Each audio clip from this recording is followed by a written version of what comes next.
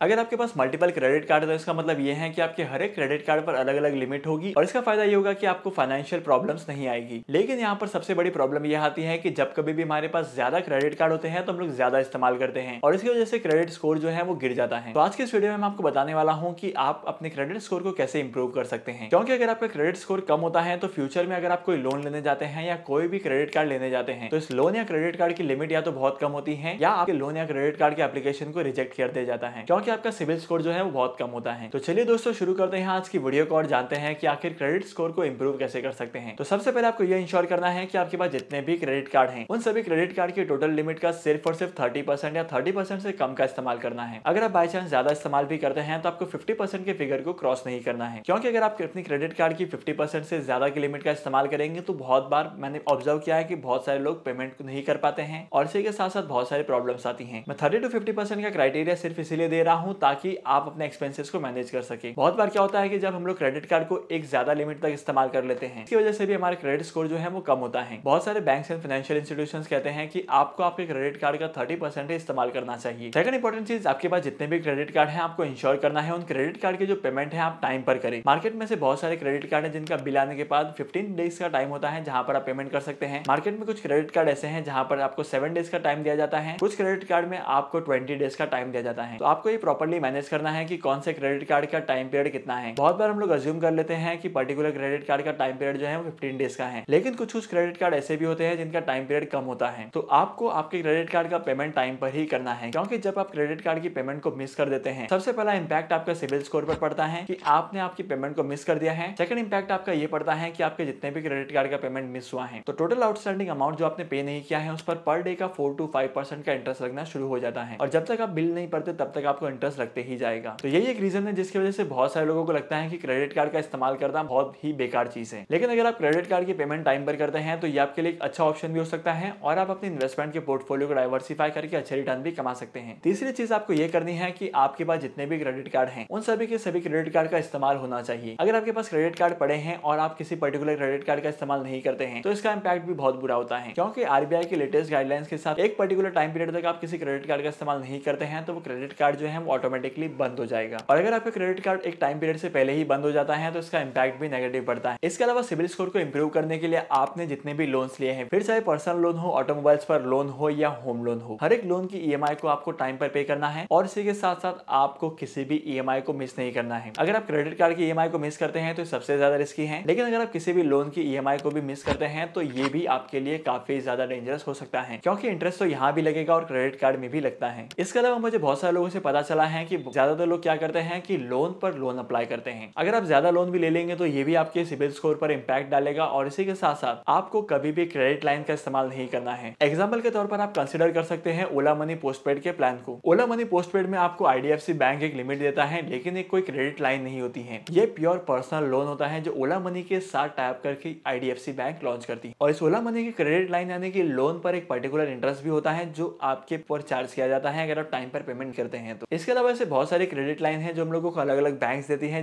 जैसे Paytm postpaid है। Free charge पर भी ऐसे एक लिमिट अवेलेबल है जहां पर आपको कार्ड दिया जाता है, प्रीपेड कार्ड दिया जाता है, क्रेडिट लाइन दी जाती है। आपको इन सारे प्रीपेड कार्ड्स और क्रेडिट लाइन का इस्तेमाल जो है वो कम से कम करना है। अगर आप इन सारे प्रोटोकॉल्स को फॉलो करते हैं तो आपका जो सिविल स्कोर है वो बहुत ही जल्द इंप्रूव होगा। इसके अलावा सिविल स्कोर को इंप्रूव करने के लिए आप क्या क्या करते हैं मुझे कमेंट सेक्शन में जरूर बताना। आज के इस इंपॉर्टेंट वीडियो को यहीं पर खत्म करते हैं और होप करता हूं कि आज की वीडियो का कंटेंट आपको वैल्यूएबल लगा होगा। अगर आपने आज के इस वीडियो से कुछ नया सीखा है तो इस वीडियो को लाइक करना, शेयर करना। इसी के साथ साथ अगर आप इस चैनल पर नए हो तो इस चैनल को सब्सक्राइब करो। मैं आपको मिलूंगा अगली वीडियो में नए टॉपिक के साथ, एक इंटरेस्टिंग टॉपिक के साथ। तब तक के लिए signing off, happy investing and good bye.